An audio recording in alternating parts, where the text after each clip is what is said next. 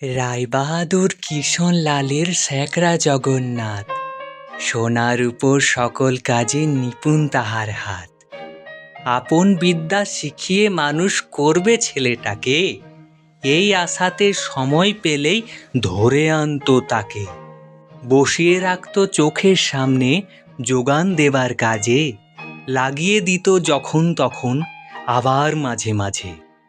ছোট মেয়ের পুতুল খেলার গয়না গড়াবার, ফরমাসেতে খাটিয়ে নিত আগুন ধরাবার। সোনা গলাবার কর্মে একটুখানি ভুলে চড়চাপটটা পড়তো পিঠে, টান লাগাতো চুলে। সুযোগ পেলেই পালিয়ে বেড়ায় মাধ্যে যে কোন কানে, ঘরের লোকে খুঁজে ফেরে বৃথায় সন্ধানে।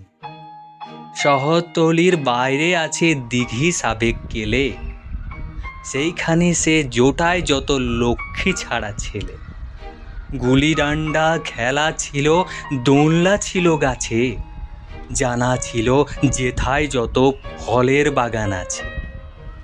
মাছ ধরবার ছিপ বানাতো শিমু ডালের ছড়ি, টাট্টু ঘোড়ার পিঠে চড়ে ছোটাতো দরবড়ি। কুকুরটা তার সঙ্গে থাকতো, নাম ছিল তার বটু, গিরগিটি আর কাঠবেড়ালি তাড়িয়ে ফেরায় পটু।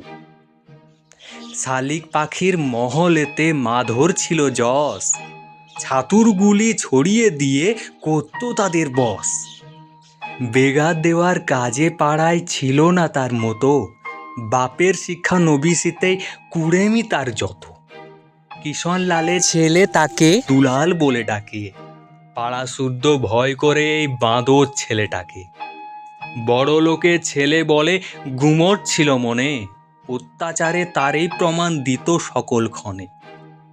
বটুর হবে সাঁতার খেলা, বটু চলছে ঘাটে, এসেছে সেই দুলাল চাঁদের গোলা খেলার মাঠে। অকারণে চাবুক নিয়ে দুলাল এলো তেড়ে, মাধো বললে, মারলে কুকুর ফেলবো তোমায় পেড়ে। উঁচিয়ে চাবুক দুলাল এলো, মানল না কো মানা। চাবুক কেড়ে নিয়ে মাধো করলে দু তিন খানা। দাঁড়িয়ে রইল মাধো, রাগে কাঁপছে থর থর, বললে, দেখবো সাধ্য তোমার, কি করবে তা করো। দুলাল ছিল বিষম ভীতু, বেগ শুধু তার পায়ে, নামের জোরেই জোর ছিল তার, জোর ছিল না গায়ে। 10-20 জন লোক লাগিয়ে বাপ আনলে ধরে, মাধোকে এক খাটের খুঁড়োয় বাঁধল কষে জোরে। বললে, জানিস নে গো বেটা, কাহার অন্য ধারিস? এত বড় বুকের পাটা মনিবকে তুই মারিস? আজ বিকেলে হাটের মধ্যে হিঁচড়ে নিয়ে তোকে দুলাল স্বয়ং মারবে চাবুক, দেখবে সকল লোকে। মনিব বাড়ির পেয়াদা এলো, দিন হলো যেই শেষ, দেখলে দড়ি আছে পড়ি, মাধো নিরুদ্দেশ। মাকে শুধাই কি কাণ্ড! মা শুনে কয়, নিজে আপন হাতে বাঁধন তাহার আমিই খুলেছি যে।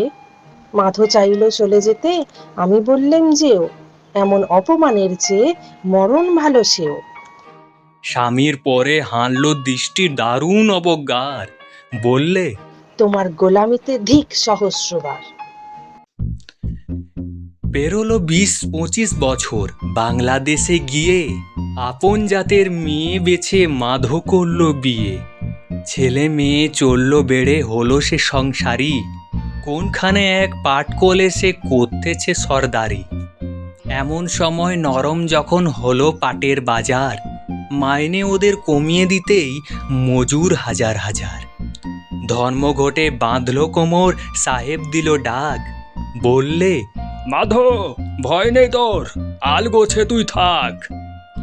দলের সঙ্গে যোগ দিলে শেষ মরবি যে মার খেয়ে। মাধো বললে, মরাই ভালো এ বেইমানির চেয়ে। শেষ পালাতে পুলিশ নামলো, চললো গুঁতো গাঁথা, কারো পড়লো হাতে বেড়ি, কারো ভাঙলো মাথা।